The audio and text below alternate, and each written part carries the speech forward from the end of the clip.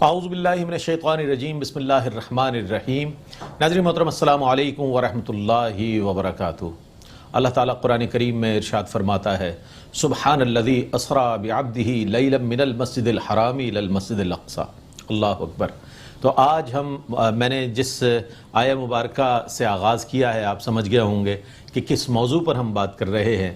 آج معراج النبی صلی اللہ علیہ وآلہ وسلم کے حوالے سے بات کر رہے ہیں۔ ہم تاریخ انبیاء پر اگر نظر ڈالتے ہیں تو حضرت آدم علیہ السلام سے لے کر حضرت عیسیٰ علیہ السلام تک کوئی بھی نبی ایسا نظر نہیں آتا علیہ السلام میں کہ جسے اس قسم کا معجزہ عطا فرمایا گیا ہو کہ جیسے معجزہ معراج ہے، ایسا معجزہ۔ پھر یہ ہے کہ اس سفر میں جو پروٹوکول نظر آتا ہے سرکار علیہ السلام کا، وہ بھی بڑا عالی شان اور عظیم الشان پروٹوکول ہے۔ اچھا، اس کے اسباب کیا ہیں؟ ظاہر ہے حضرت سیدہ خدیجہ الکبریٰ رضی اللہ تعالی عنہا اور حضرت ابو طالب کا جس سال انتقال ہوا تو اسے سرکار علیہ السلام نے عام الحزن قرار دیا، یعنی غم کا سال قرار دیا۔ اب ایسی حالت میں اپنی محبوب کی دلجوئی تو ہونی ہی تھی۔ جب یہ حالت ہو گئی اور یہ مغموم قلب مصطفیٰ صلی اللہ علیہ وآلہ وسلم ہوا تو اللہ رب کریم نے معراج جیسا معجزہ عطا فرمایا۔ اللہ اکبر، اللہ اکبر۔ معراج جیسا معجزہ عطا فرمایا اور اس کی تصدیق کرنے والے بھی سیدنا صدیق اکبر کہلائے۔ اللہ اکبر۔ تو آج ہم معراج النبی صلی اللہ علیہ وآلہ وسلم کے عنوان سے بات کر رہے ہیں، اور ایک عظیم الشان معجزہ، ایک ایسا معجزہ کہ جس کے لیے محیر العقول واقعہ دنیا کا، کہ جسے ہم تصور میں لائیں تو انسانی ذہن اور تصور اس کو کسی بھی طور پر ویژولائز نہیں کر سکتا، کسی بھی طور پر سمجھنے سے قاصر نظر آتا ہے، لیکن معجزہ ہوتا ہی وہ ہے جو عاجز کر دے بندے کو۔ تو یہ معجزہ مصطفیٰ صلی اللہ علیہ وآلہ وسلم، معراج مصطفیٰ صلی اللہ علیہ وآلہ وسلم ہے، جس کے حوالے سے ہم بات کریں گے، اور جہاں نبی کریم علیہ السلام کی شان و عظمت دیگر حوالوں سے بہت بلند اور ممیز و ممتاز نظر آتی ہے، اس معجزے کے سبب بھی آپ صلی اللہ علیہ وآلہ وسلم، اس سفر کے حوالے سے بھی آپ صلی اللہ علیہ وآلہ وسلم انبیاء علیہ السلام میں امام الانبیاء کے رتبے پر، منصب پر نظر آتے ہیں۔ آج ہمارے ساتھ موجود ہیں ممتاز و معروف علماء دین، اور اس سے قبل بھی ہماری دعوت پر اس پروگرام میں تشریف لا چکے ہیں، علامہ مفتی عبدالستار چشتی صاحب دامت برکاتہم عالیہ۔ السلام علیکم ورحمۃ اللہ وبرکاتہ۔ اور آپ کے ساتھ تشریف فرمایا ممتاز و معروف عالم دین علامہ مفتی غلام غوث مدنی صاحب۔ السلام علیکم ورحمۃ اللہ وبرکاتہ۔ اور میرے دائیں جانب تشریف فرمایا ممتاز و معروف ثنا خان فیضان رضا قادری، جو کہ بارگاہ ختمی مرتبت صلی اللہ علیہ وآلہ وسلم میں اپنی عقیدت و محبت نظر کریں گے۔ السلام علیکم ورحمۃ اللہ وبرکاتہ۔ ابتداءً آپ ہی سے کلام سنتے ہیں اور پھر انشاءاللہ شب معراج کے موضوع پر آج بات کریں گے انشاءاللہ۔ صلی اللہ علیہ یا رسول اللہ وسلم علیک یا حبیب اللہ۔ میری الفت مدینے سے یوں گی نہیں، میری الفت مدینے سے یوں گی نہیں، میرے آقا کا روضہ مدینے میں ہے، میرے آقا کا واہ واہ، سبحان اللہ، مدینے میں ہے، میں مدینے کی جانب نہ کیسے کھنچوں، میں مدینے کی جانب نہ کیسے کھنچوں، میرا دین اور دنیا مدینے میں ہے، میرے آقا کا واہ واہ واہ، سبحان اللہ، سبحان اللہ۔ مدینے میں ہے، میرے آقا کا روضہ مدینے میں ہے، سبحان اللہ، سبحان اللہ۔ عرش اعظم سے جس کی بڑی شان ہے، اور روضہ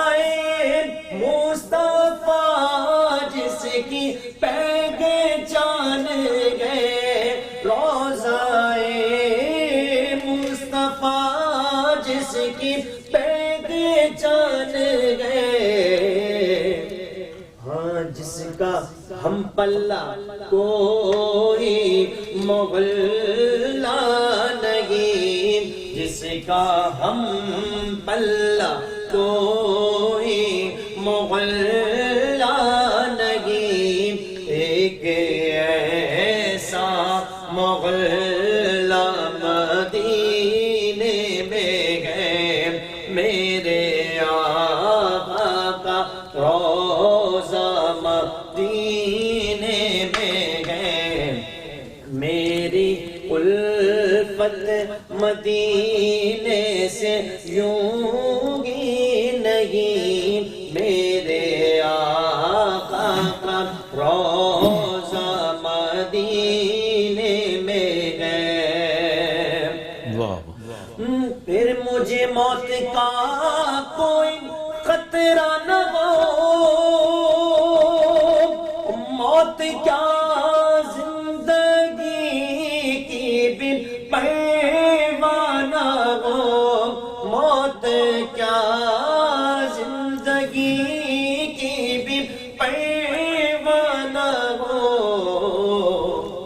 کاش سرکار ایک بار مجھ سے کہے، کاش سرکار ایک بار مجھ سے کہے، اب تیرا مرنا جینا مدینے میں ہے، اب تیرا مرنا جینا مدینے میں ہے، میرے آقا کا روضہ مدینے میں ہے، میری الفت مدینے سے یوں ہی نہیں، میرے آقا کا روضہ مدینے میں ہے، سرور دو جہاں سے دعا ہے میری، ہاں بدو چشم تیرتے جاگے میری، ہاں یہی چشم تیرتے جاگے میری، ہاں یہی چشم تیرتے جاگے میری، کہ ان کی فہرست میں میرا بھی نام ہو، ان کی فہرست میں میرا بھی نام ہو، جن کا روزانہ جانا مدینے میں گئے، جن کا روزانہ جانا مدینے میں گئے، میرے آقا کا روضہ مدینے میں گئے، میری الفت مدینے سے یوں ہی نہیں، میرے آقا کا روضہ مدینے میں گئے، میں مدینے کی جانب نہ کیسے کھنچوں، میرا دین اور دنیا مدینے، ماشاءاللہ ماشاءاللہ ماشاءاللہ ماشاءاللہ۔ ناظرین، آپ کا خیر مقدم ہے۔ سفر معراج پر بات ہو رہی ہے اور مفتی صاحب نے جہاں پر بات کو ختم کیا تھا، بڑی اچھی بات سبحان الذی پر بہت اچھا کلام فرمایا آپ نے۔ میرے ذہن میں یہ بات آئی کہ مختلف سلاطین عالم گزرے ہیں اور انہوں نے مورخین کو بڑے بڑے پیسے دے کر اپنے اسفار لکھوائے، اپنی فتوحات لکھوائی، اپنے تمام تر فضائل اپنے لکھوانے کی کوشش کی مورخین سے، لیکن یہ وہ سفر ہے جس کا ذکر خود اللہ رب کریم فرما رہا ہے۔ اللہ اکبر۔ اس سفر کی عظمت اور شان کا آپ اور ہم یا کوئی انسان کیسے اندازہ کر سکتا ہے کہ جس کا رب کائنات خود ارشاد فرما رہا ہے، پاک ہے وہ ذات، تو وہاں سے جب اس کا آغاز ہو رہا ہے اس سفر کا، تو اس کی معراج اور اس کی فضیلت کا کیا مقام۔ اچھا فرمائیے گا حضرت، کوئی خلیل اللہ ہے، کوئی ذبیح اللہ ہے، کوئی روح اللہ ہے، کوئی کلیم اللہ ہے، مختلف اللہ کے انبیاء علیہ السلام، ایک حبیب اللہ ہے، اللہ اکبر، اور حبیب اللہ کو معجزات عطا فرمائے گا، قرآن بھی معجزہ ہے ایک آپ کا، معراج، سفر معراج بھی معجزہ ہے۔ تو اس معجزے کے تحت آپ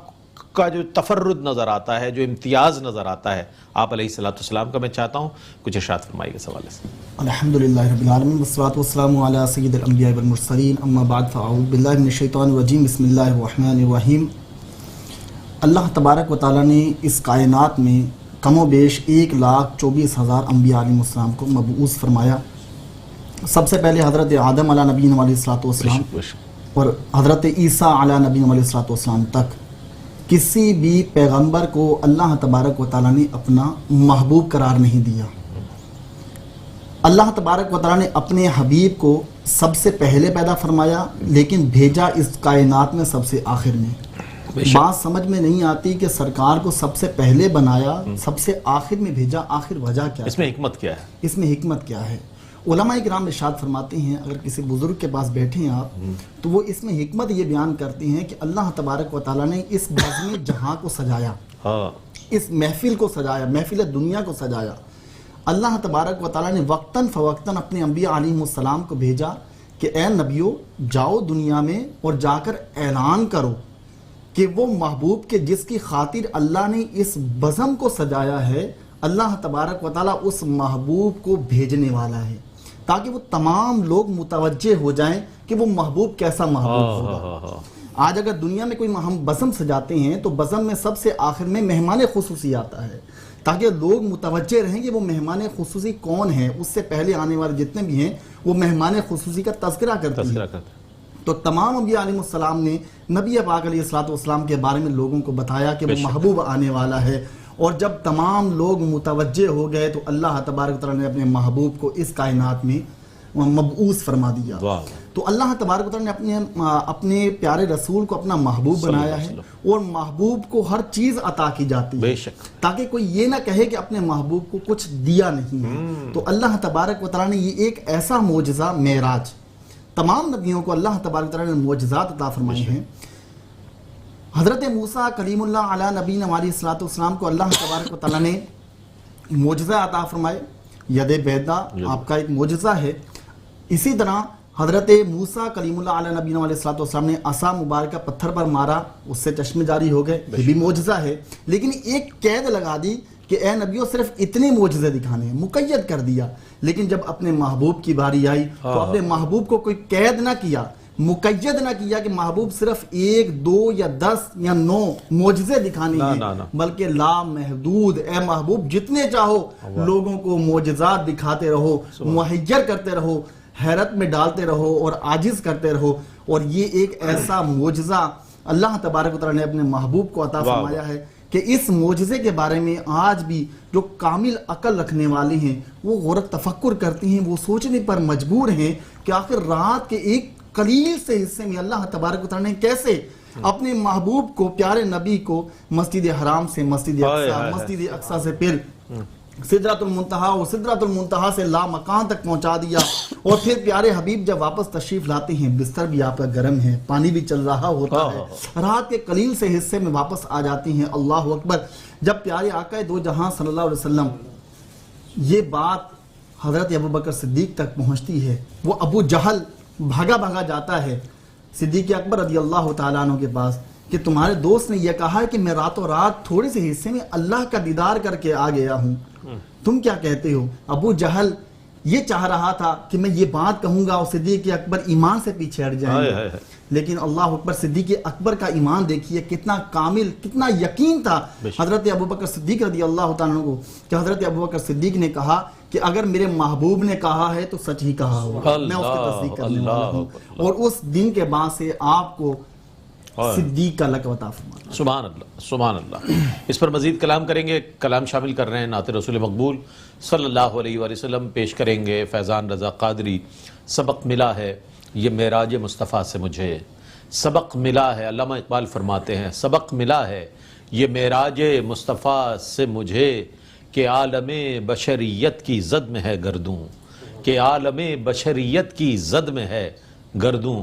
نعت رسول مقبول صلی اللہ علیہ وآلہ وسلم پیش کریں گے فیضان رضا قادری۔ یا نبی نظر کرم فرمانا، اے حسنین کے نانا، اے حسنین کے نانا نانا، اے حسنین کے نانا، اے حسنین کے نانا۔ سیدہ زہرا پاک کے صدقے میں ہم سب کو مدینے بلانا، اے حسنین کے نانا، اے حسنین کے نانا نانا، اے حسنین کے نانا، اے حسنین کے نانا۔ آپ کے درگاہ میں ہوں بھکاری، آپ ہیں میرے مولا، آپ کے درگاہ میں ہوں بھکاری، آپ ہیں میرے داتا، آپ کے درگاہ میں ہوں بھکاری، آپ ہیں میرے داتا۔ سارے رشتے ناتوں سے گئے پیارا اپنا ناتا، سارے رشتے ناتوں سے گئے پیارا اپنا ناتا۔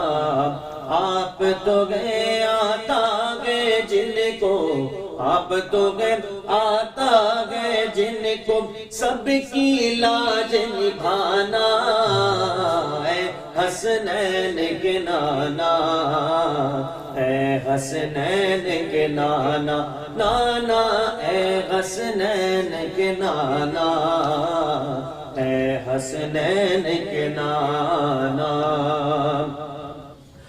بے سایہ ہے لیکن دو جگ پر ہے آپ کا سایہ، بے سایہ ہے لیکن دو جگ پر ہے آپ کا سایہ۔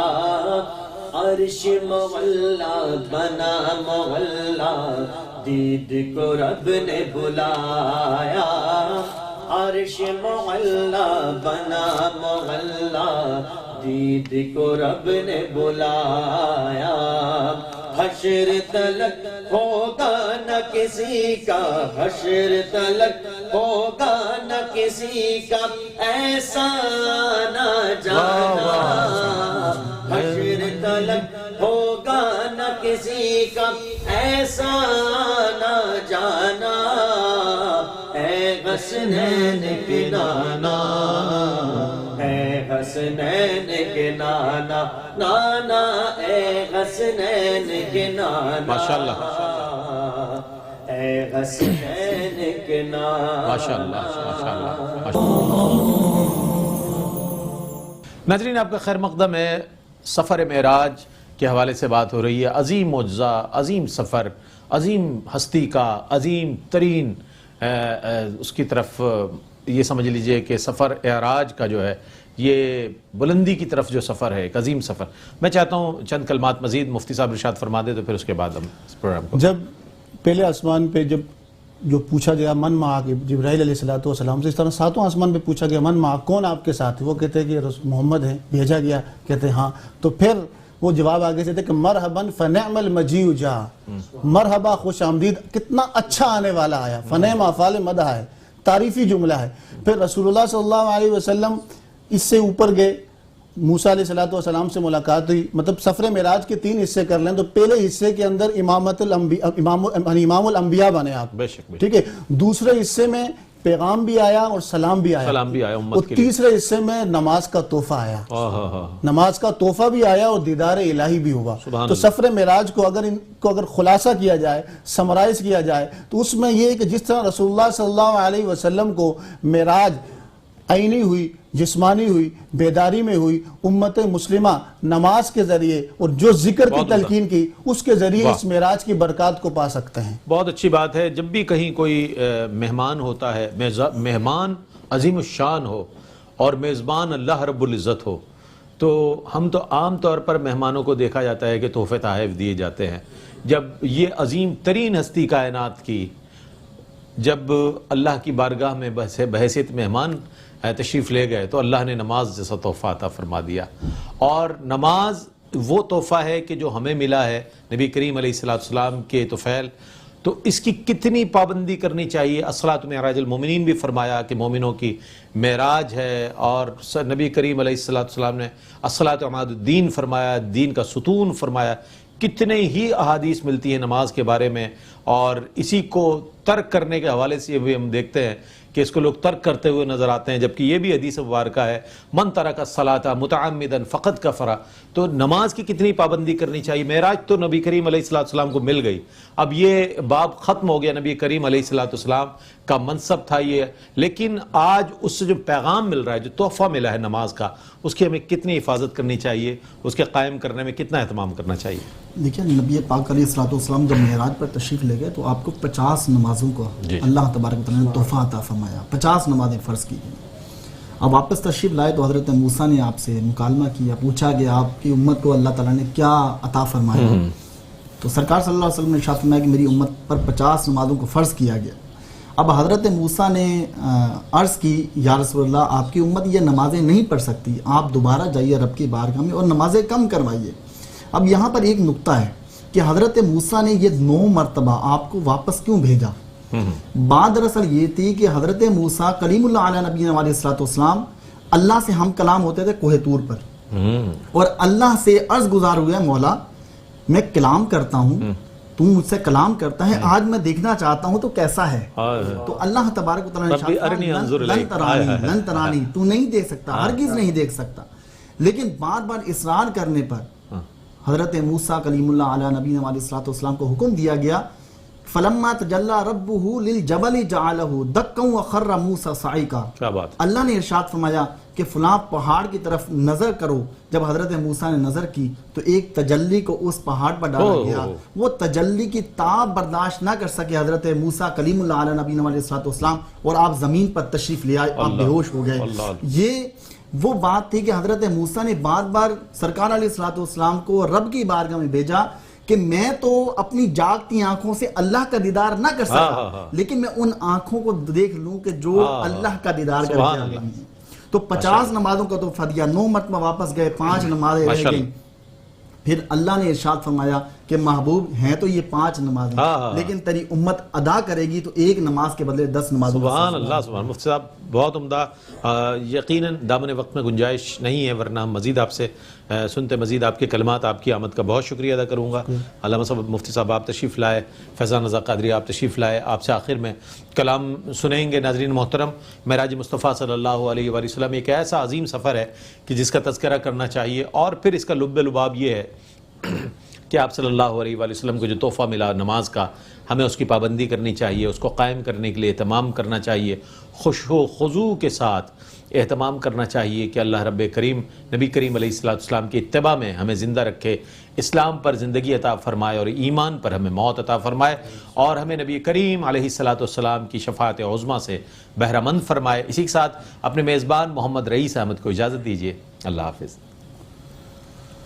یا رب میں گناہ گار ہوں، توبہ قبول ہو، اسیاں پہ شرمسار ہوں، توبہ قبول ہو، جاں سوز و دل فگار ہوں، توبہ قبول ہو، سر تاپا انکسار ہوں، توبہ قبول ہو، توبہ قبول ہو، میری توبہ قبول ہو، توبہ قبول ہو، میری توبہ قبول ہو۔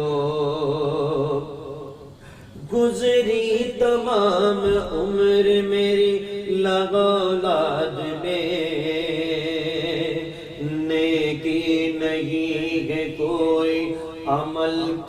کتاب میں، صالح عمل بھی کوئی نہیں ہے حساب میں، داستے دعا بلند ہے تیری جناب میں، توبہ قبول ہو میری، توبہ قبول ہو،